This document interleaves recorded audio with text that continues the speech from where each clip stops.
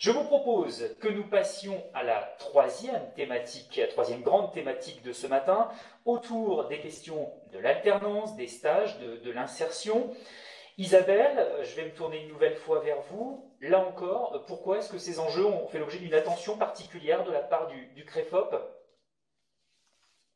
Alors, la crise Covid a mis l'accent et le confinement a donné un coup d'arrêt tous les dispositifs d'alternance et très vite sont remontés en plénier des alertes concernant tous les cursus quelque peu suspendus à cause de cette période de confinement.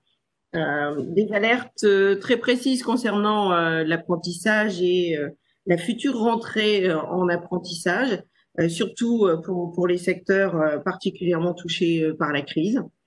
Et puis des alertes aussi en provenance des organismes de formation sur comment poursuivre les formations en alternance avec le confinement.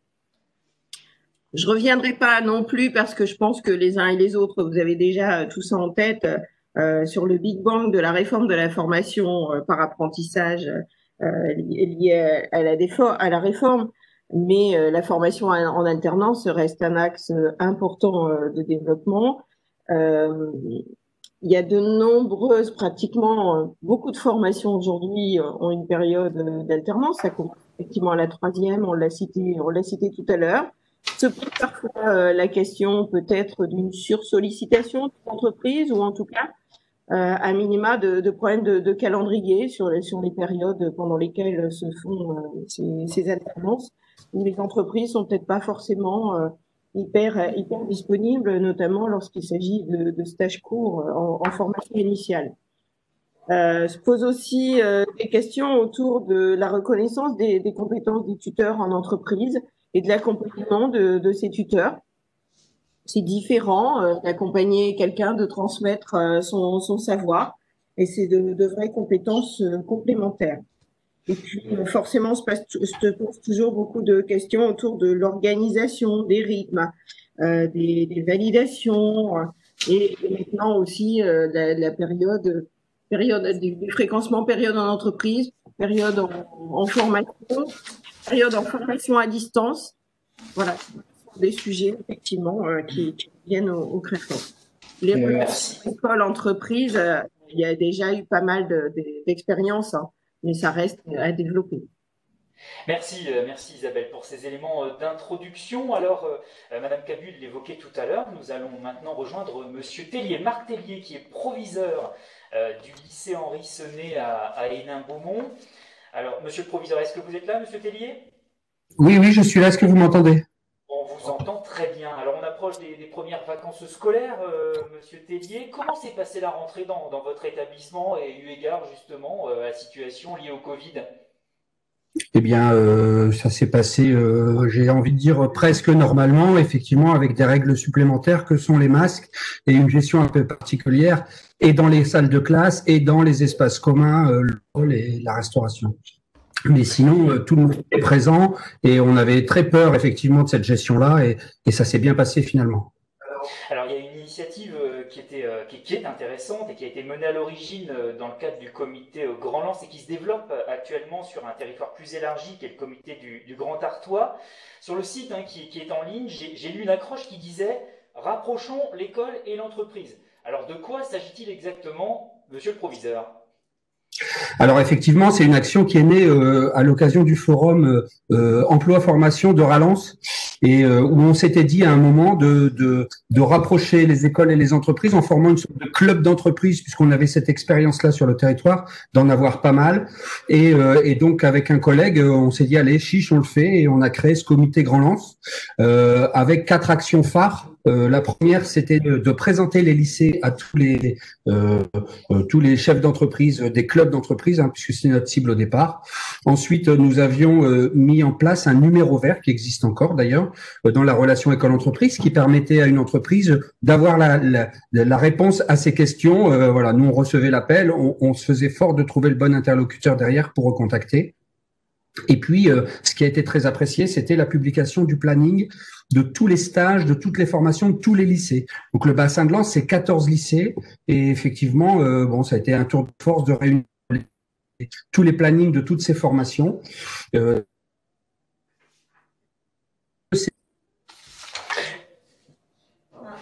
Alors, Monsieur Tellier, j'ai l'impression que la qualité de la liaison n'est pas très bonne.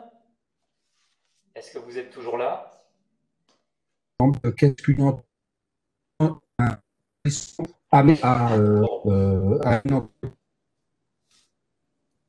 par savoir-être, on peut appeler ça. Voilà, et donc ensuite, ça a fonctionné pendant plusieurs années, ça a bien fonctionné. La fin de votre intervention, je ne sais pas si vous nous entendez parce qu'on vous entend poursuivre votre propos. La fin de votre intervention était un petit peu hachée. Est-ce que vous m'entendez, Monsieur Tellier?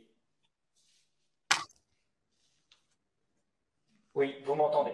Bon, écoutez, on va souhaiter que la connexion. Oui, je vous entends bien. Du coup, bon, voilà, la fin du propos était un petit peu hachée, mais donc vous avez développé, on l'a compris, des relations privilégiées sur le territoire entre les écoles et les entreprises, et cela fait depuis plusieurs années que ça existe. Comment vous l'avez clairement ressenti par quels aspects, finalement, je dirais, positifs quel premier bilan vous tirez sans doute de ce rapprochement entre l'école et l'entreprise?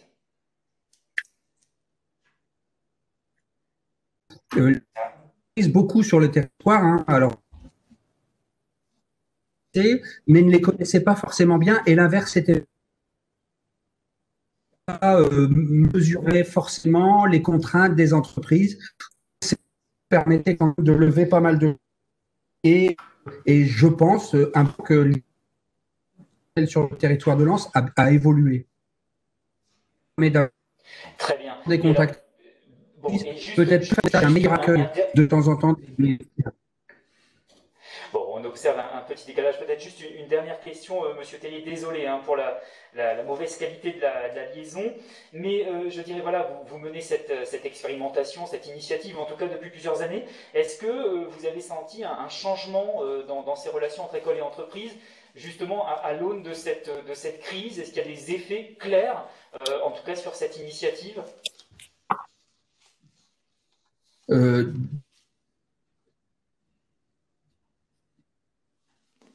Pour mesurer les effets, mais je vous l'ai dit, les effets sont que voilà, on s'est rapproché du fort, on s'est rapproché des clubs, et c'est moi qui entends mal. Et comment? Oui. Bon, Monsieur Tellier, alors on va mettre à disposition le projet, excusez-moi, j'étais pour la qualité de la relation. C'est pas grave. On va mettre à disposition l'ensemble des éléments, en tout cas, qui sont de nature à mieux comprendre, en tout cas, cette initiative menée sur les territoires. Je vous remercie quand même pour votre participation et encore une fois pour les autres participants. Nous vous mettrons à disposition, en tout cas, la présentation de Monsieur Tellier, donc proviseur du lycée Henri Sonnet de d'Hénin-Beaumont. Merci à vous.